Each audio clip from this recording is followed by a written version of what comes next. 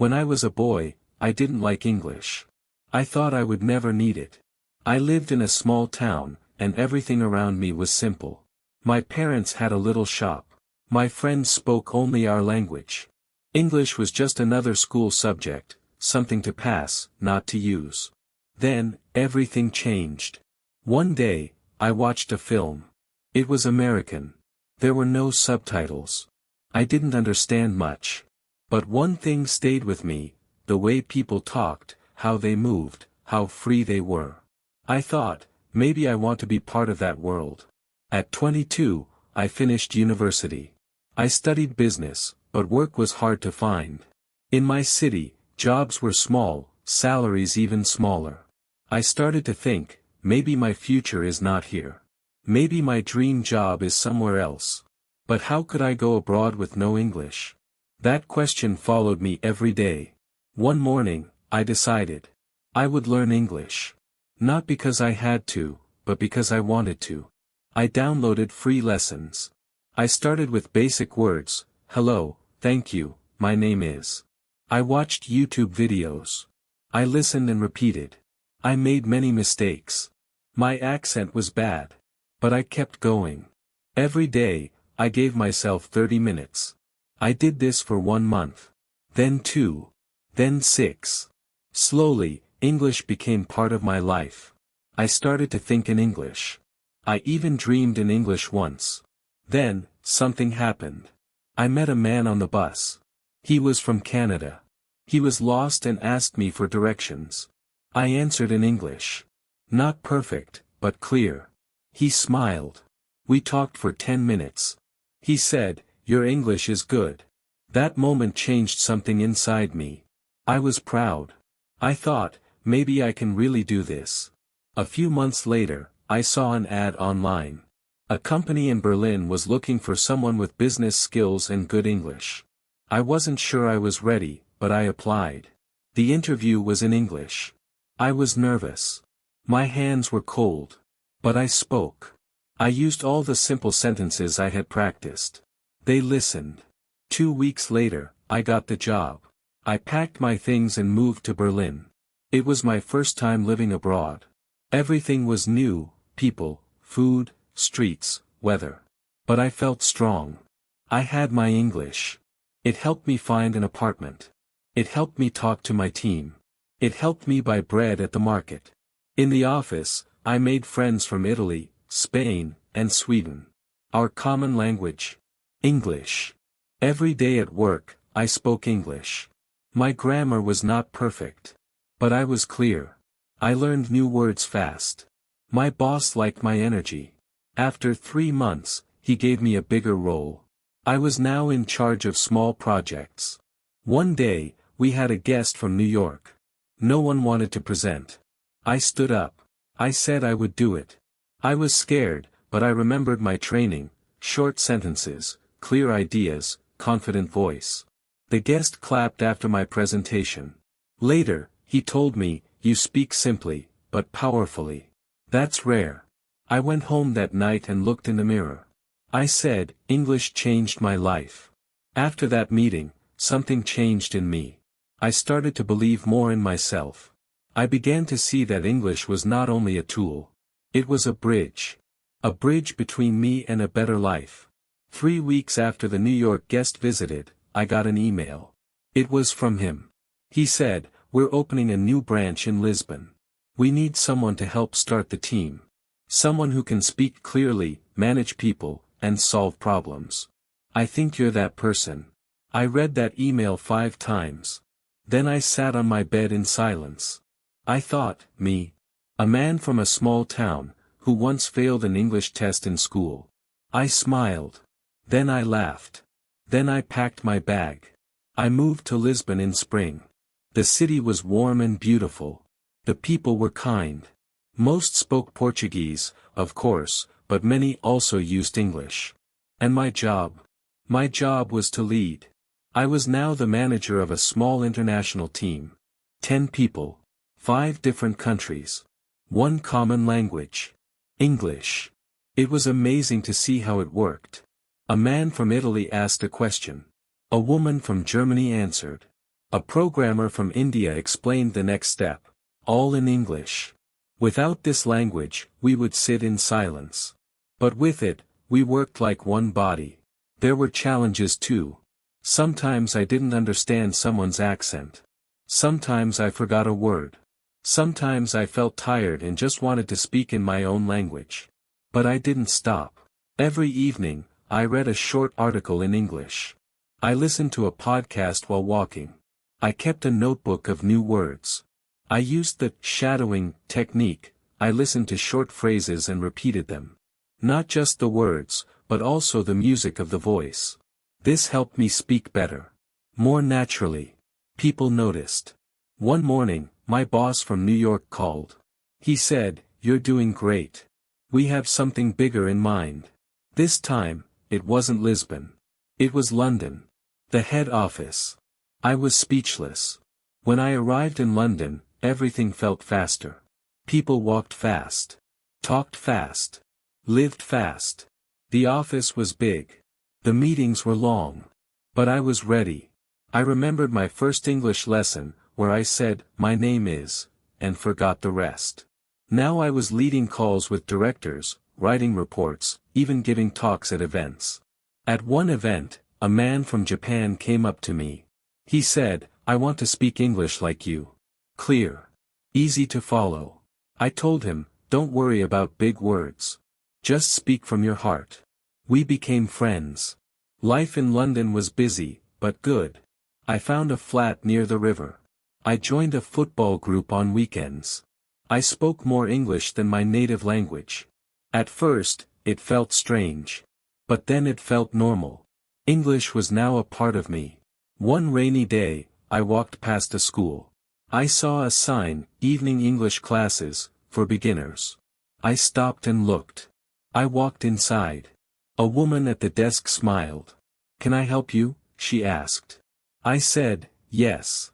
I want to help teach." She looked confused. "Are you a teacher?" "No," I said.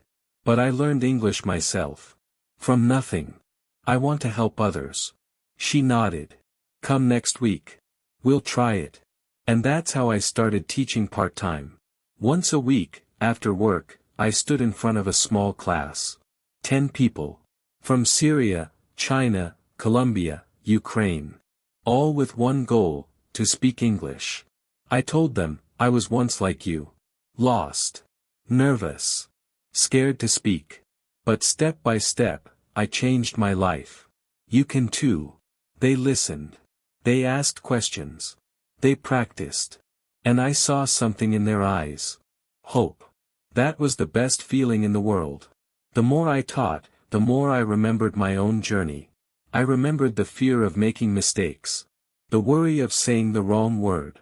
The silence when someone spoke too fast and I didn't understand. But now, I stood in a classroom. I was not the student. I was the helper. I didn't teach grammar. I taught courage. One evening, a young man from Turkey stayed after class. He said, "How did you do it?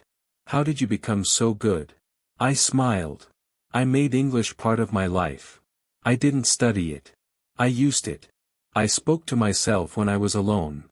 I watched shows with subtitles. I read what I liked, funny stories, short news. I didn't wait to be perfect. I just started. He looked down, then said, "I'm scared to speak." So was I said. But being silent is worse. Speak. Even badly. It's the only way to get better. He nodded. That night, walking home, I felt full of purpose. Yes, I had a great job.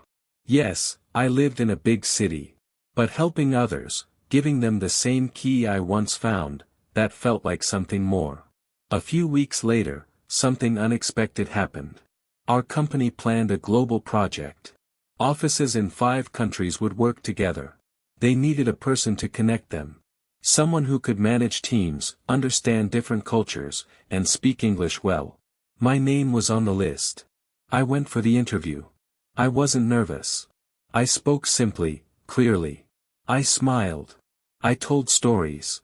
I didn't try to sound perfect. I just tried to be real. 2 days later, I got the call. They said, you got the job. You'll be traveling between offices in Europe, helping build something new. I sat down slowly and looked at my phone. I remembered that boy on the bus, years ago, who couldn't say a full sentence in English.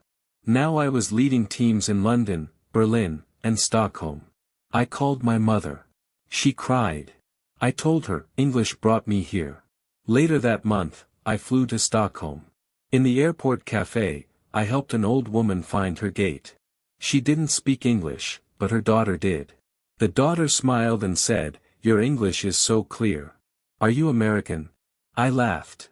No. I just practiced a lot. At work, I started to feel different. I was not just using English. I was moving through cultures. I understood jokes from French colleagues, small talk with Swedish engineers, polite emails from German partners. I wasn't just a man with a job abroad. I was part of the world now. One evening, back in London, I sat with Portia, my girlfriend from Brazil. She said, "You know, when I met you, you were quiet. Now, you don't stop talking." I laughed. It's English. It gave me a voice. She smiled. And now you use that voice to help others. That night, I wrote something in my notebook. Just one sentence. English is not just a language. It is a door. And once you open it, the world is on the other side. My life in London kept growing in ways I didn't expect. One Monday morning, my manager asked me to join him for coffee. He had a small smile on his face, which usually meant something important. He said, "You've done a great job with the European project. But I think it's time you did something bigger. There's an opening in Singapore. We need someone who can lead a new team there." I blinked. He laughed. "Don't worry, it's not forever. 6 months. Maybe more, maybe less. Think of it as a mission." I said yes the same day.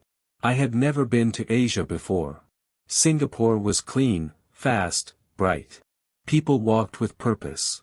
The office had big windows and plants everywhere. Most people spoke English, but with many different accents. It was a challenge at first. Some people spoke fast. Some spoke soft. Some used words I didn't know. But I remembered something from my old teacher in Berlin. It's not just what you say. It's how you listen. So I listened more. Slowly, I understood better. And they understood me. At lunch, we ate rice and noodles. At meetings, we spoke in short sentences and shared ideas clearly. One evening, a local teammate asked me, "Why do you speak so slowly and clearly?" "It's nice. But different." I smiled. Because once, I couldn't speak English at all. They laughed. "No way." "Yes," I said. "Now I teach it." And it was true. Even in Singapore, I found a small group that met on weekends to practice English. I didn't teach them with grammar books. I told them stories. I asked them questions. We practiced small conversations for real life, buying coffee, making friends, asking for help. One student, May, worked in a supermarket. She said she was afraid to speak to foreign customers. I told her, mistakes are part of learning. Nobody remembers your mistakes. They remember your smile. After a month, she sent me a message, "Today, I helped a French man find the rice. I used English." He smiled and said thank you. That made my whole week. Outside of work, I started writing. Nothing big, just short notes, small lessons, funny things I saw or heard.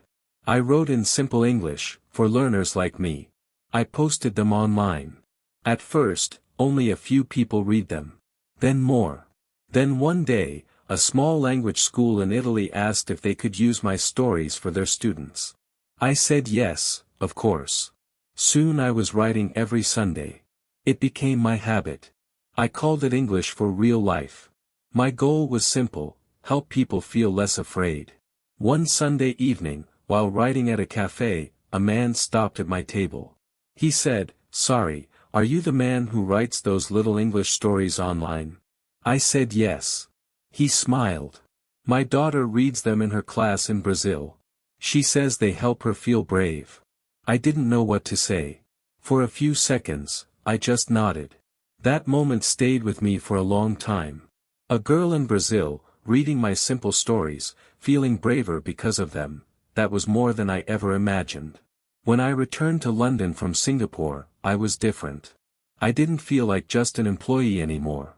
I felt like someone who had something to share. My English wasn't perfect, but it was strong, and it was mine. I had built it word by word, like a house. I decided to do something bold. I left my job. People were surprised.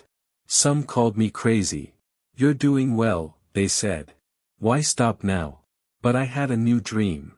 I wanted to start my own thing. A small business. A school. A place for people who were like me, people with big dreams but small vocabulary. So I opened a tiny learning center in East London. It had one classroom, 10 chairs, and a kettle for tea. That was it. I called it Start English. I didn't have much money, but I had a story. I told people, I wasn't born speaking English. I learned it the hard way. Now I want to help you. At first, only 2 students came. Then 5. Then a woman brought her cousin. Then a man brought his wife. Soon, I had a full class. My rule was simple: no fear in the classroom.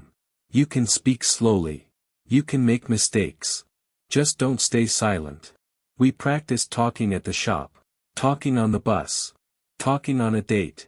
I brought newspapers, menus, and even empty ketchup bottles for lessons. Real words for real life. One day, I asked each student to bring an object from their life and tell a story about it in English. It could be anything: a cup, a photo, a spoon. A quiet man from Syria brought a small stone. "This," he said, "is from the garden of my old house. I brought it with me when I left. When I feel lost, I hold it." He paused.